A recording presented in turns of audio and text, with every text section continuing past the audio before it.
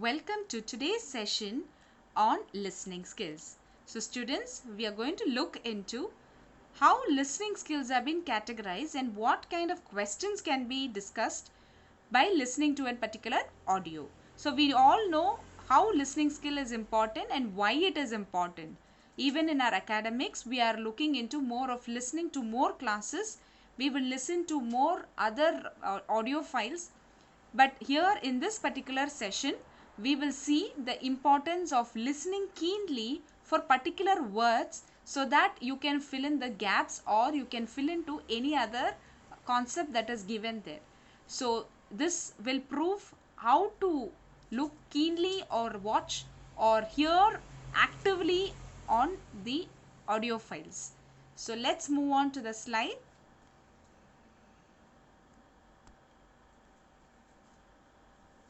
So the first one here in the listening skill is gap fills.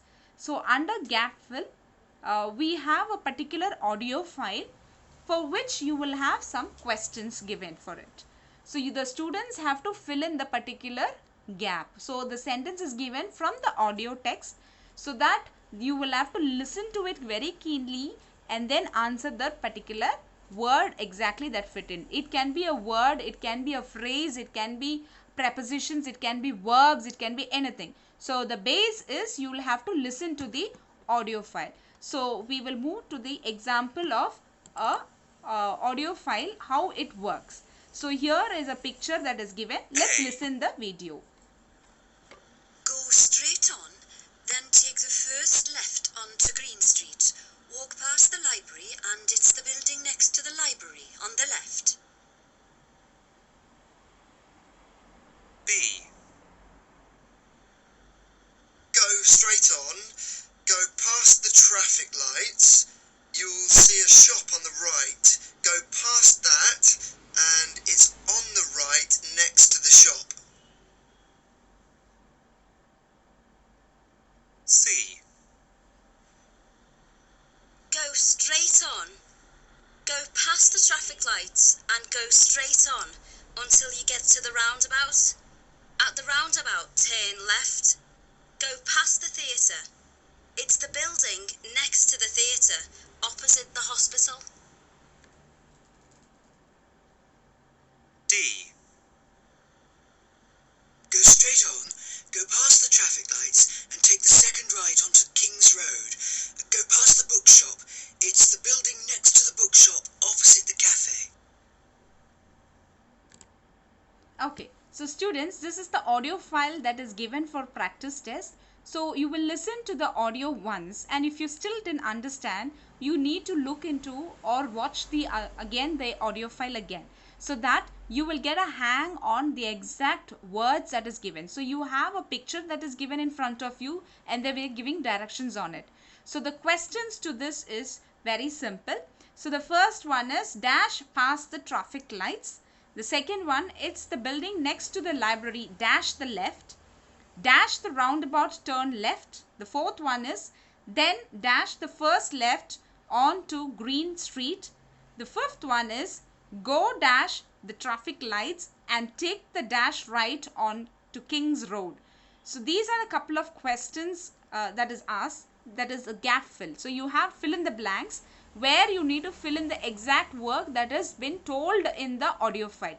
So that is what students, you need to ensure that you are speaking or you are listening to the audio file twice and then take up this test. Okay, so let's go and see what is the answer is all about. The answer is, the first one is go. The second one is on the left, okay, on the left. The third one is at. Fourth one, take. Fifth one, past. And second. So these are the words that is missing. It can be anything. It can be phrases, it can be words, it can be verbs, it can be any other names or any particular concept. So it is just fill in the blank. So you have to fill in the gap that is given. So this is the first exercise that we are looking into. So I hope you are clear with this exercise. So we'll see the second one. It's called listen and write the correct form of the words. So under this, a particular audio is given for which you will write the correct form of words. So you will listen to the audio twice and then you will take up the sentences whatever it is given with the help of the verb. So let me play on the audio file so that you will get an idea on this.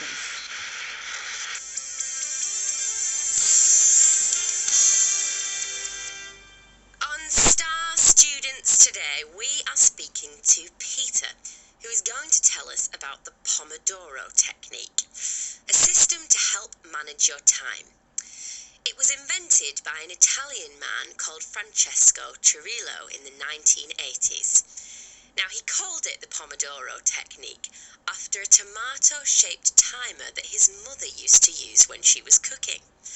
Pomodoro is Italian for tomato, and this tomato has helped Peter become an A-grade student. So, Peter, welcome to the studio.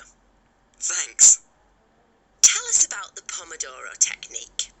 What's it about? It's about getting maximum productivity from your available time. I use it for studying, but professionals use it at work. Is it difficult to follow? No, it's actually very simple. It's about breaking down your work into separate jobs, and then using a timer to separate your time into periods of intensive work and short breaks.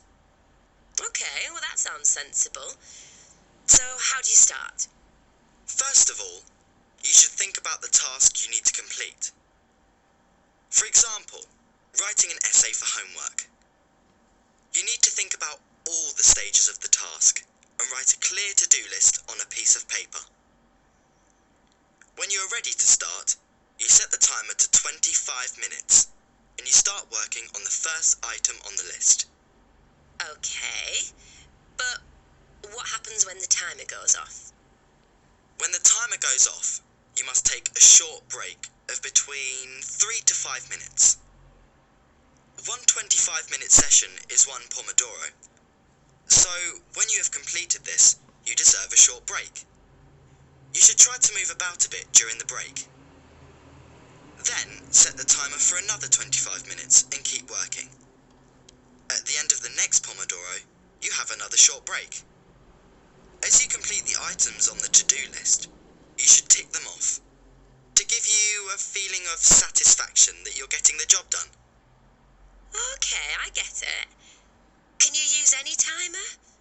Most people have timers on their phones these days. Could you use that? You could, but the danger is that then you can check messages on your phone, or you start looking at apps. I use my dad's kitchen timer, and I make sure I switch off my phone when I'm studying. I get so much more done.